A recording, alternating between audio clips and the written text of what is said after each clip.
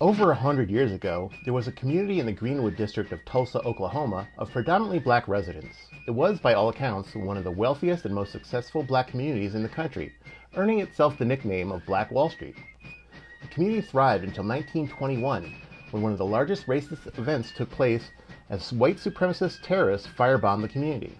This story was almost forgotten to time until a commission began to look into it in the mid 90s.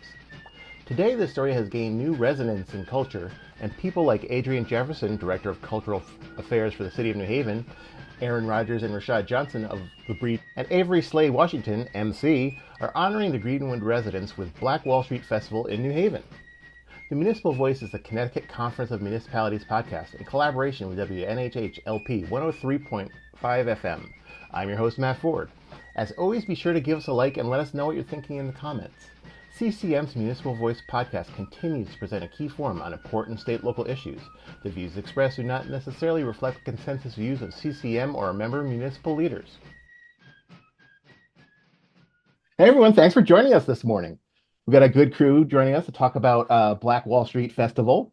Before we get going talking about the festival, could you each take a chance to introduce yourself and just give us a little bit about what you do for your respective organizations? Let's start with Adrian.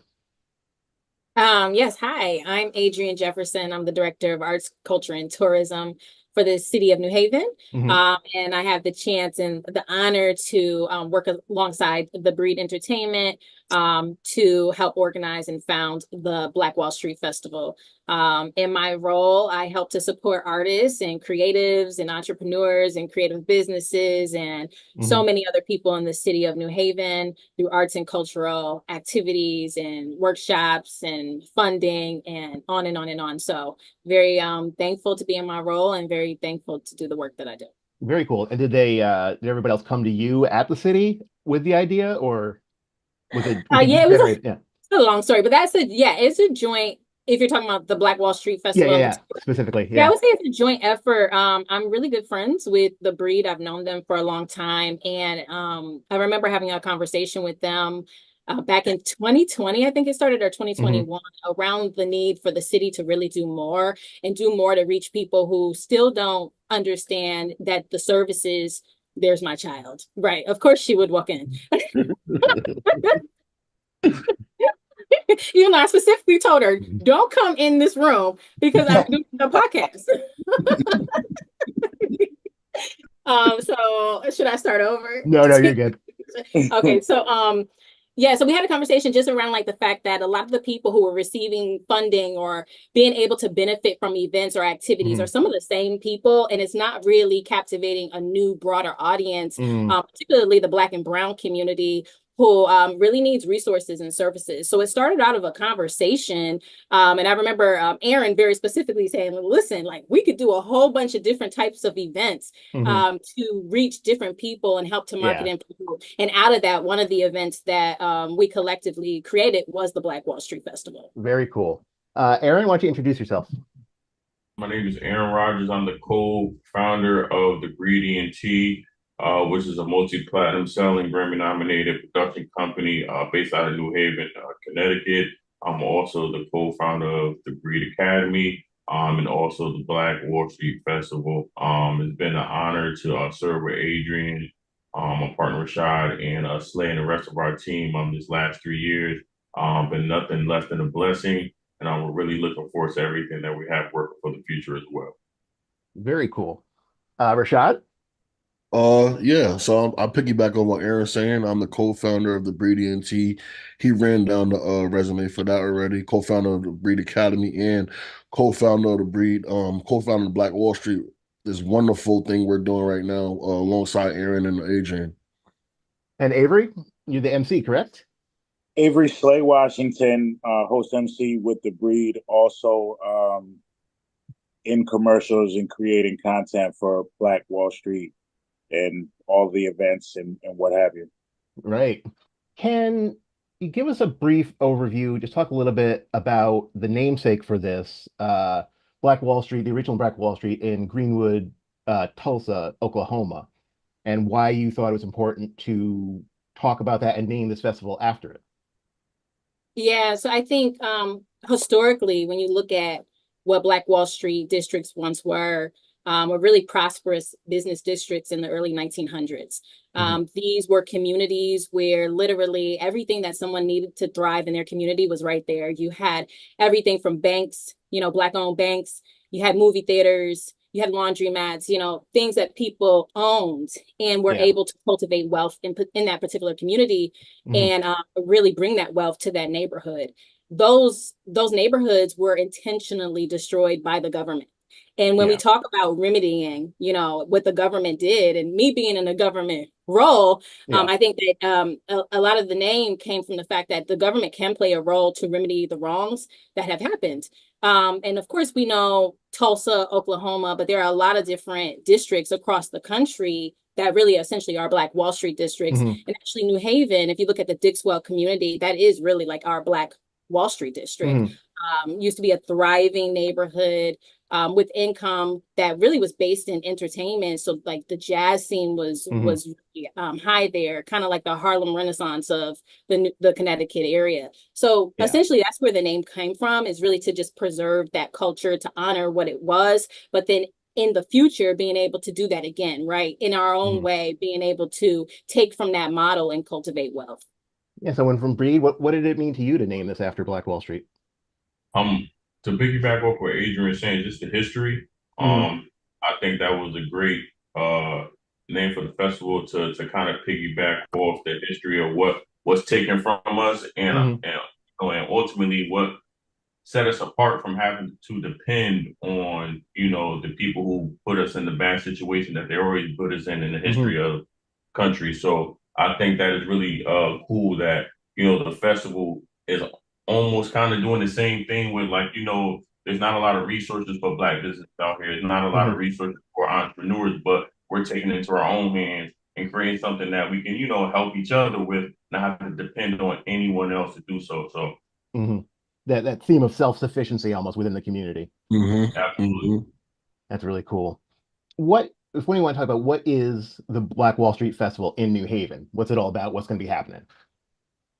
Well, the Black Wall Street Festival in New Haven, the one-day event on the Saturday, is just a big family-oriented event. We call it a big cookout. That's how we call it at our end. But it's just a day full of festivals, full of enjoyment, full of music, full of great food, full of vendors. We have over 240 vendors this year. Wow. Yes, so we have that going on. What else? I know I'm missing something. Just Legacy Band is gonna be there.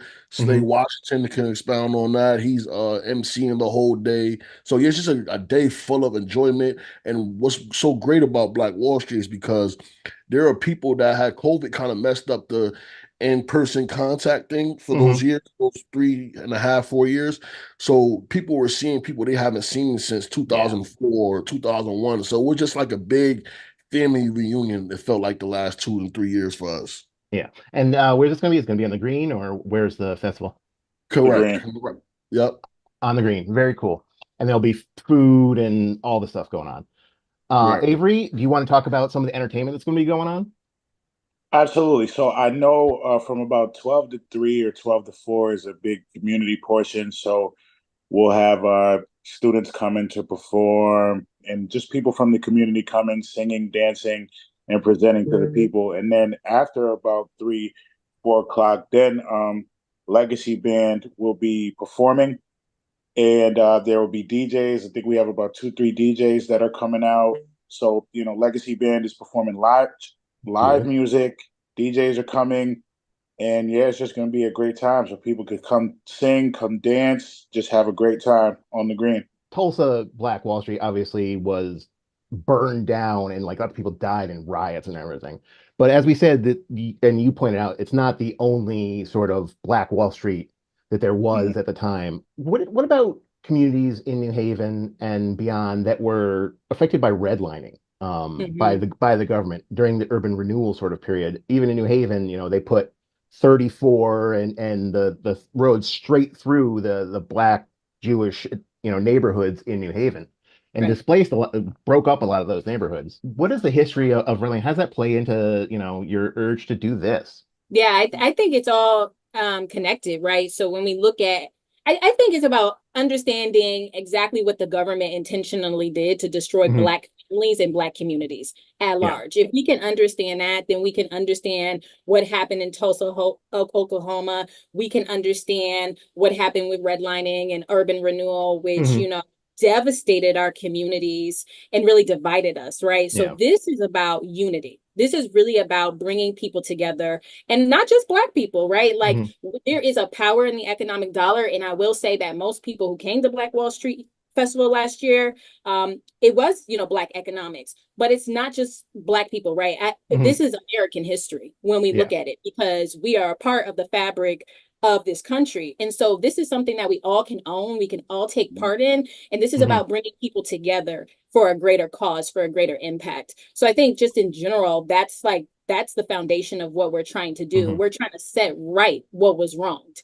And how do we do that? We do that by cultivating, you know, new businesses. We do Hmm. that by uplifting pride in our communities. We do that through cultural preservation. Hmm. We do that through understanding our history, Yeah. learning from our history, and using that to direct us forward. And so I feel like that's what we're doing. And particularly through this whole week, right? We're not Hmm. just doing a festival anymore, which that Hmm. is our largest thing, but we're doing a week of events where there's opportunities to celebrate and to educate, which is Hmm. why we also have the Empowerment Summit, which is why Hmm. we also have the film screening. We have these different initiatives to kind of just honor the holistic understanding of what has happened to Black people in this country, but also how we have persevered. Yeah. Which is, I think I is important to point out that it's for other people too, because like I know, at least for me, I grew up in Connecticut. Maybe the textbooks have changed since I was in high school in the 90s, but I never learned anything about Black Wall Street, redlining, any of that stuff in my history classes. So right. bringing that out is definitely important. I Avery, you had just something to say? Yeah, speaking of redlining, I think just the access to information. So, like, for example, there are people that are in these communities that believe that due to their economic situation that they can't purchase a new home, or Hmm. they can't, you know, level up. And it's just being out there and meeting somebody that's in real estate and getting the Hmm. information about first time home buyer or low Hmm. income and things of that nature. It's just about having access to the information. Hmm. And you can't have the access if you're always hanging around the same people. So, you Yeah. know, being able to meet new people is kind of the key to accessing. Mm. Talking about some of that, you mentioned like realtors and stuff. Are there going to be like businesses like that as part of this festival? Absolutely. Okay, so it's not just There crafts yeah. and I made No, this. It's there are resource vendors, there are food vendors, and then there are also people, you know, selling goods as well. very cool. We're gonna have an empowerment tent. So last year we had an empowerment tent Hmm. where people can go and get information. So Hmm. businesses can go get information to scale. This year, the people hosting the empowerment tent are actually going to be doing voting registration, Oh, very which cool. yeah, so it's another really important thing when it comes to Mhm. again regaining power and kind of like control. You know, within the Black, you know, within the Black community, Hmm. because I'm thinking how you talk about urban renewal. I'm even thinking about Black law after the Reconstruction era and Hmm. happened there. You know, Black people were thriving during the Reconstruction era. Yeah. Right. So after the abolition of slavery, we were thriving, and particularly in the political space. Yeah.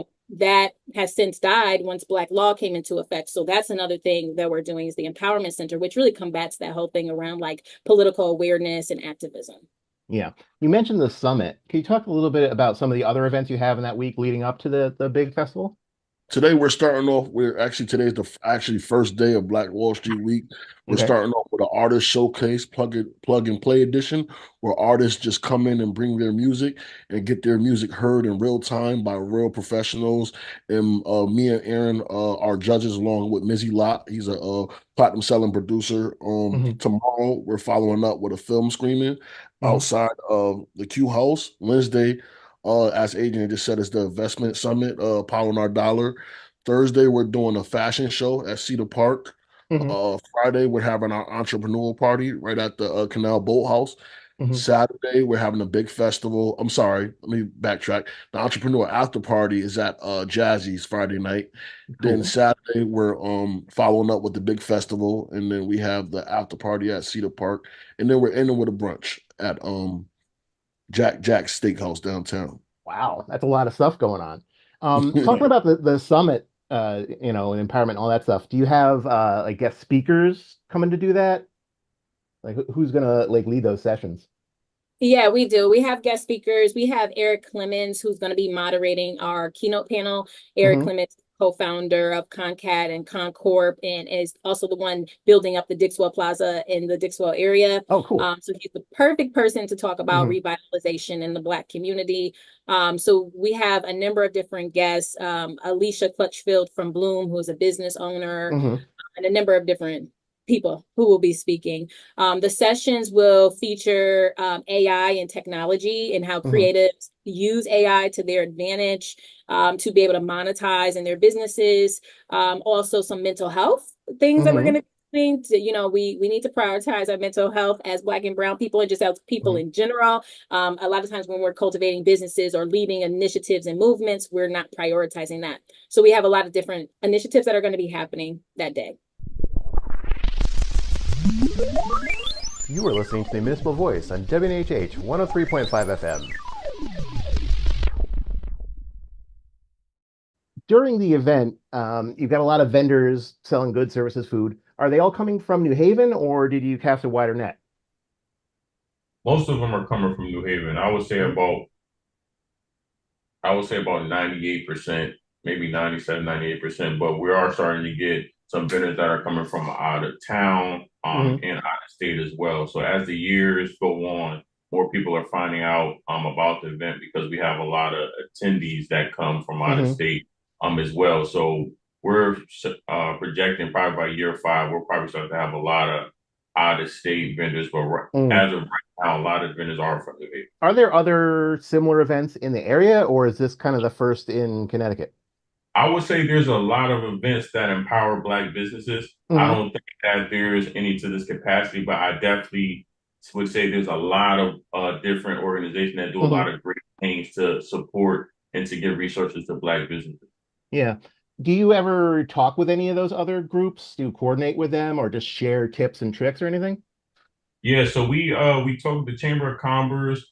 Jesse, he's a great partner. And great on. He's actually a part of the Black Expo. Hmm. And they do the annual event as well. We also talked to Ms. Diane Brown at the Stetson Library. She does a lot of programming for Hmm. children and Black business in the community. Also this year we've been blessed enough to work with Eric Clemens. He's doing wonderful things in the community. So we've been definitely partnering with a lot of different organizations that have done things that are in alignment with the festival. This is the third year. Yes. Correct. What are some of the highlights of the first two of these that, were encouraging and made you say, yeah, we got to keep doing this? I mean, I think the biggest thing for us is that we knew and we know that this festival is needed. Hmm. So I think it's the fact that we were just able to do it is enough for us. You know what I'm saying? Hmm. Because we know that businesses need these opportunities. We know that these businesses need eyes on them. They need to know, people need to know that these businesses are, here for them to support. Hmm. And a lot of the times, it's hard to get a brick and mortar, Hmm. down the street, downtown or New Haven itself right now. So it's like for people to even know that these businesses exist is a total win for us. And Hmm. it's honestly a blessing to even just, to create a platform that these businesses can do that. Yeah. I Yeah, think that's great bringing some of those businesses downtown because, there's definitely some neighborhoods in New Haven. I've lived here forever that I don't go to that often. Like I end up there. They could have great things going on that I would never know about. I'm Right. sorry. Go ahead. I think also the highlight is just the growth. So Mm. moving from Temple Plaza to the Green, having 30 or 40 vendors and then 150 and then over 240 vendors. I think those are Mm. the highlights as well. Yeah. Adrian, just out of curiosity, I know there's like night markets and the winter things and whatever. 240. Is this the biggest sort of fest that's going on in New Haven this year? Yeah, I would say hands down it is, particularly when you look at the vendor count. And I Hmm. also think when you look at the growth, I don't Yeah. think, yeah, I could be wrong, but I don't think I am wrong based on my assessment of knowing what's happening in the Talk city. it, Ed. Talk Uh, it, I Ed. think we've had the most growth, as Slay pointed Yeah. out, and we have rapidly grown. And I think the reason is that this is something that the community has asked for. So it's really Mhm. important to understand, like, we didn't just like pull this from anywhere. We pulled this from listening to the needs of the Mhm. community, really having our ear to the streets. And actually all three of my friends on here being from New Haven, who know New Mhm. Haven, who understand New Haven. That is what makes this so special, is because this is coming directly from the people. And Yeah. so we are growing because of the fact that it's meeting a demand that people have asked for a very, very long time. Mm. Obviously, Adrian works for the city, and this is kind of her job. But for the guys at the breed, have you done other events before, other community outreach things? Like, how did you decide? Like, yeah, we're ready to take on a festival. For Um, me, nah, you got it. We're gonna say the same thing. You got it, Liz. You got it. uh, Shout out to Adrian, but she basically put a light on, the things we've been doing Hmm. for so long. Since we were young, we've been doing things in the community, book bag drives, week events for like artists and things of that Hmm. nature. So we've always been doing events. Honestly, I just think that this partnership really just put a highlight on what we've been doing over the Hmm. last, I would say, 10 years. But I think that what we particularly built with Adrian has been nothing less than the biggest thus Yeah. far. Hmm. That's very cool. So, you have a lot of experience and you just naturally progressed and gotten bigger over the years until you reached a point where you needed to involve the city and make it a big event. That's great. Adrian, we talked when we had you on last time about the cultural equity plan. How Hmm. does the festival play a role in that in New Haven and in the greater New Haven area? Yeah, so I think with the cultural equity plan, if as a reminder, it was something that was written by, a lot of activists in the community, Hmm. community residents, leaders of the community, particularly those who are from the Black and Brown community. They wrote Hmm. exactly what it is they wanted to see happen in this city. And one of those things was an expansion of safe spaces, and festivals and events and infrastructure, both physical and also like theoretical, happening in the city. And so literally this is like a direct action item in the plan that we've brought into fruition. But I also think like the main thing is the partnership here. Hmm. Like the collaboration. It's like we can't do it alone. Like to scale and grow and serve people, we really need to come together. And I feel like we highlight that in the Hmm. cultural equity plan, that this is really about, when we're looking at about like equitable systems, this is really something that everyone plays a part in and plays a role in. Egos aside, sometimes I Yeah. think that, major institutions like the government, like lead Hmm. with their ego, and it has to be them, and it has to be in my mindset on that. And I also feel like what's in the cultural equity plan is Hmm. completely different. I feel like we Hmm. follow the people, right? And we have to work with them. So I feel like that's why it's a reflection. And also, not to mention, like when we're looking at economics and foot traffic and Hmm. tourism, this is a major tourism attraction. It's bringing people from all over here to come and Hmm. witness this festival. And when you bring people here, you bring dollars into the community. So this is Yeah. something that is positively impacting the economics of our city. Yeah, definitely. The summer season in New Haven, I think we all get a little bit of a whoosh, the kids are gone and it's quiet, but at the same time, when it's quiet, that means those downtown businesses don't have that influx of students Mhm. on the daily and stuff. So Hmm. events like this are important to kind of get them through those hot months. So this is a little bit of a tougher question. But what could towns and cities be doing to do more? Not only to honor, communities like Greenwood and the histories there, but also the histories in places like New Haven and across, all of our towns. There's something like this all over the place. What can we be doing to honor them in other towns? I believe we just literally just do more. You know what I Hmm. mean? I think we just have to be more active about curating events that can not only highlight businesses but to educate businesses. To go back on what Slay was saying, information is key. I believe that a lot of information is kept from the Black community, Hmm. and I believe that more events curated throughout the year that can honestly just educate us and to just shed a light on the things and the resources and the tools that can really help us get to another level. You know what I'm Hmm. saying?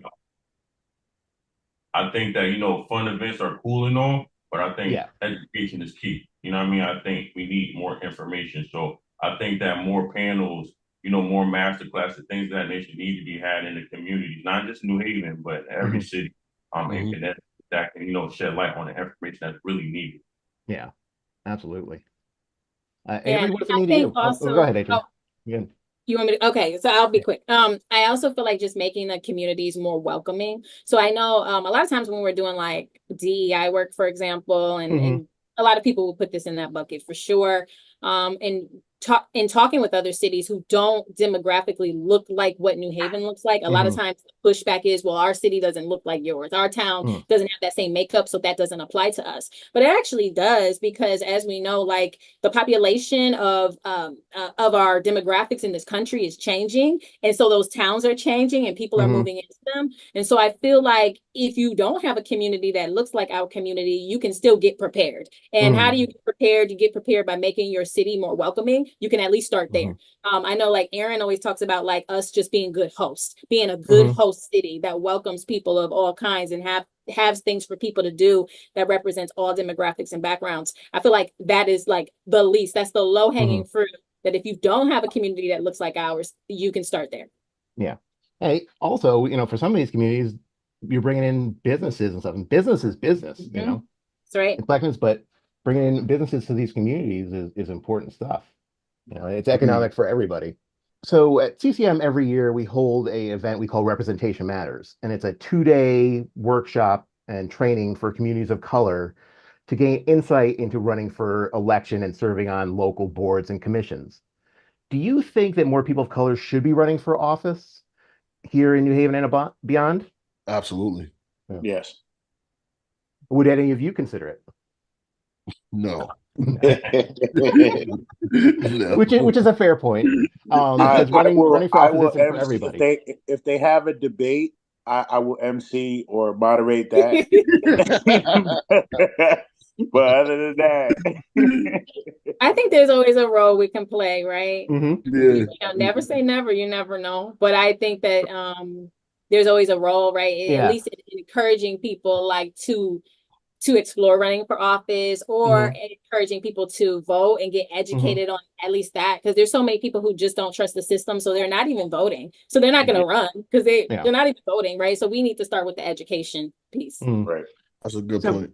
Yeah, so obviously running for office isn't for everybody, but if they don't want to get involved on the political side of it, what can people do to help support these businesses and to support efforts like this?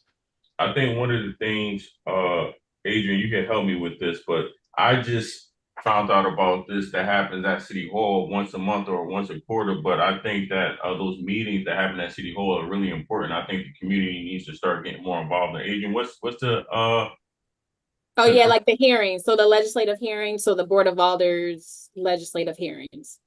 So like things of that nature, I think businesses could benefit greatly from those, because you know what's really going on in the city and things of that nature. And just to give you a point, like we're doing this great event, in the city, but I'm still learning a lot about the things that make the city, spin and move. So it's like if I don't know about these things, imagine about the people that aren't, don't have the resources that I have. So it's like that's the thing that's really important, right? It's information. That's really, really the key to this whole thing, because we don't have any power what's really going on in the city that we pay taxes in or we live in. And that's what we have to change. Yeah. It needs, in most of these meetings, or all of these meetings, are free and available to the public. These like they're there for you to go to if you have willing to put in the effort. Yeah. Right. These people are public servants. So that's you. It is your right to know what is going on in your city and your community. So that's why, but that's what we're saying, just the access to the information, that just to know that, okay, they meet at the courthouse on every third Monday at such and such a time. Just knowing that information is important. And the decisions that are going to affect you and your neighborhood are going to be made in those meetings. Yeah. Right. To kind of wrap it all up, and this one will go out to each of you, but how do you feel about the future? Are you optimistic about the future of the Black Wall Street Festival? And are you optimistic about cultural equity in New Haven? Let's just start with Adrian again. Yeah, I'm first of all, with the festival, I feel like this is, we said it the other day, this is not just a festival, it's a movement. And this is really just the beginning of like so many other services and things to come. Maybe Aaron or Snacks might put a plug in for the Black Wall Street Network that's being developed in the app. that's Mhm. being developed, but Oh, there are cool. more things that are to come. I think we've done a lot of work in the cultural equity space. I mean, honestly, if you just look at this city, where it was back in 2020 to where we are Mhm. now, there's a transformation happening, particularly in the cultural space. You Mhm. have people who are moving back. And literally saying, this is not the city I love. Like there's a different energy here. And I do think it's part of the work that honestly I've been able to do, partnering with the Breed and some other really great curators and Mhm. organizers in the city. So I'm very hopeful. I think what bothers me and what keeps me up is if we can't sustain these things, because I Mhm. don't feel like one-offs are ever a good thing. It doesn't really impact people for real. So, what does it look like to impact people for generations to come? And that's the Mhm. work we're trying to do now. Aaron? Yeah, I agree with Adrian. To piggyback what you said about the BWS network, it's an app that we're developing that's launching in the winter 2025, but we're Mhm. really excited about it because this will allow us to do and have more impact throughout the year versus this one week, where businesses can find resources that Mhm. they need on the palm of their hand that can help Mhm. scale their business, and consumers can easily find Black businesses at the Mhm. palm of their hand to support them. So we're just really excited about honestly just making something that people can do on a real time basis, Mhm. and on a consistent basis to support and scale their businesses. So I feel very, very excited about Mhm. the Black Wall Street Festival and the whole just vision that we're building in the movement. Yeah. Avery, what makes you optimistic Uh, about the future? I just think about, especially when it comes to the growth of the Black Wall Street Festival and businesses in New Haven. There's somebody right now that is not a vendor that Mhm. has the idea and is like, you know what? I'm gonna get my stuff together. I'm gonna get my paperwork, certification, or Mhm. whatever, and then next year I'm gonna come with my business to Yeah. Black Wall Street. So it's inspiring, giving people something to aim for because there's access to all these people. So now Mhm. it's just like I have this new business, but I couldn't reach thousands of people on my own. But Yeah. now that I'm at Black Wall Street with my business, now I can reach all of these people. And now everyone knows, well, not every, but Mhm. essentially everyone knows, or more people than I could have just done on my own. So I'm very, very optimistic about the city of New Haven and Black Wall Street in particular. Yeah, that's very cool. With the growth over the 3 years, you got to figure that some of those vendors this year are people who were attendees last year or the year before and saw Right, that and said, I could do that. right. Like, this is a possibility for me. Yeah, definitely. Rashad, what makes you optimistic about the future of the festival and equity in New Haven? Matt, what makes me optimistic is because after the first year, 2022, Hmm. we had a vendor that didn't have a store. He was selling clothes out of his trunk in front of Hmm. his house. And then the following year after Black Wall Street, he was able to acquire a brick and mortar.